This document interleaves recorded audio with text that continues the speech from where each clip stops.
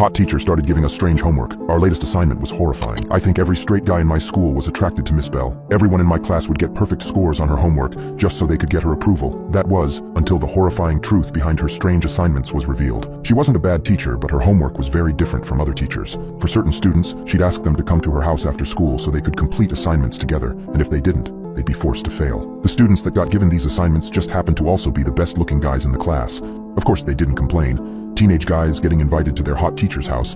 Who would turn that down? They just didn't realize her disgusting true intentions. The same can't be said for the girls in the class.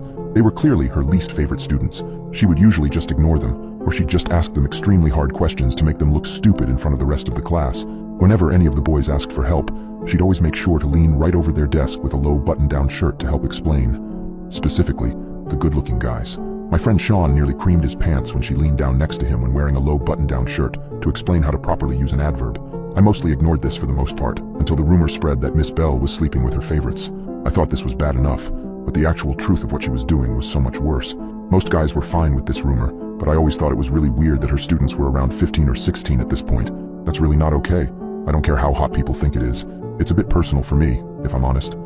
My older sister was preyed on by one of her teachers when she was a freshman. It only came out when she got pregnant at age 14. That guy's still rotting in jail, and when he gets out, I'm gonna probably punch his face till it breaks. I didn't want to just throw around false accusations, so I checked for myself. I asked my friend Sean, who happened to be one of her favorite students. We were playing video games, eating mozzarella sticks, and just chatting it up when I decided to bring up Miss Bell. So, what do you think about her? I asked, snatching another mozzarella stick off the pile. Sean's face lit up in a way that made my stomach twist. "Oh man, she's the greatest. I got to study at her house last Saturday," he said. I swallowed. "Did all you do was study?" I asked, glancing up the stairs to make sure Mrs. Barnett wasn't within hearing distance. Sean grinned and leaned in close.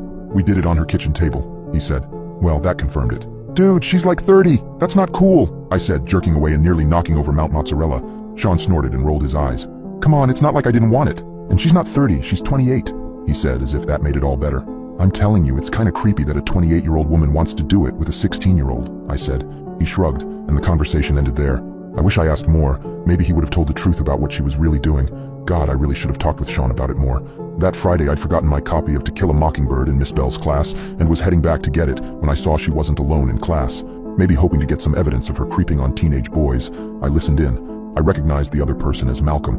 Malcolm wasn't the brightest bulb in the package. He'd been held back a year and thought of himself as a badass just because he graffitied the school before. Right now, Malcolm was crying and I felt sick to my stomach. I just don't want to lose you, Tia," he said between choked sobs. "Oh, baby." Miss Bell brought Malcolm into a tight hug. "You won't lose me. I love you, and you love me. That's why I know you'll do your very best to keep me." Malcolm sniffled and pulled back, but there was this oddly peaceful smile on his face. "I'll do it. You know I can," he said. "That's my baby." I darted off after that, resolving on Monday that I'd go to the principal and tell him about the conversation I heard. I needed that much time to work up my nerve. I really wish I wasn't such a coward then. That night, Malcolm went into Taco Bell and put 3 bullets in Chase Stanford's chest. It was all over Facebook. My feed went from cute animal rescue stories and memes to holy poop someone shooting up Taco Bell. The only person killed was Chase, and thank God no one else was injured, but it shook me to the core when it came out that the shooter was Malcolm. I thought this was extremely weird, especially after what I heard from him in Miss Bell's room. This was even more freaky when I came to the realization that Chase Stanford was another one of Miss Bell's favorite students. It was like everyone went effing crazy over the span of a single night. My mom ended up guarding the door with a gun while my dad watched the back door while wielding a baseball bat. I was ordered to stay in my room, and if I heard anything suspicious to immediately call 911. Turns out this wasn't the only thing that happened that night. Malcolm's murder spree had only just begun, and it wasn't only him who had suddenly gained a lust for blood. An hour after Malcolm murdered Chase, someone broke into a party at Elijah's house and proceeded to beat the hell out of him before putting another bullet in his back. Unlike Chase, Elijah managed to survive after some serious surgery, although he'd never walk again. Another one of Miss Bell's favorite students, Elijah, the head of the debating team and one of the hottest guys in class. Something was really wrong about this. Yet this wasn't the end of that night. Malcolm ended up getting stabbed to death that night by someone else. He was found bleeding out on a street corner. He didn't even make it until the medics got there. In his jacket pocket was a confession and a dedication. He was doing this all for his girl, to prove that he was going to be her true love forever and ever. Murder. Murder everywhere. Everyone in my school made it their responsibility to keep everyone updated as soon as they could. All I could do was watch. Max Reed broke into Brad Watson's house with a knife and murdered his parents. Brad ended up throwing Max down the stairs and the idiot broke his neck. Brad then broke into the hospital where Elijah was being treated and tried to get to him. He obviously got arrested. Someone broke into Jake Curtis's house and when he found out Jake wasn't there, ended up shooting both of his parents. Jake wasn't there because he was choking Oliver Ballard to death. The list goes on, and there was a clear pattern. Each of the murderers/victims were the favorites of Miss Bell. I had a breakdown and told my parents what I'd figured out. They immediately called the cops and tipped them off. Of course, the cops went to Miss Bell's house, but she was long gone. She'd probably not even returned home after school let out. Her car was found abandoned a few miles out of town. I ended up getting questioned about the other favorites, and I listed who else I knew was rumored to be a favorite. I'd like to think I saved a few lives by doing that. I didn't save Sean's, though. When the police caught up to him, he'd been in the process of shooting another student in the head. The mystery second shooter. I don't know how they talked him down from the gun, but he was brought in. He's going to spend a long time in prison. The sun came up and over a dozen people were dead. 5 favorites remained and all of them were locked up in prison. Their stories were basically all the same, though.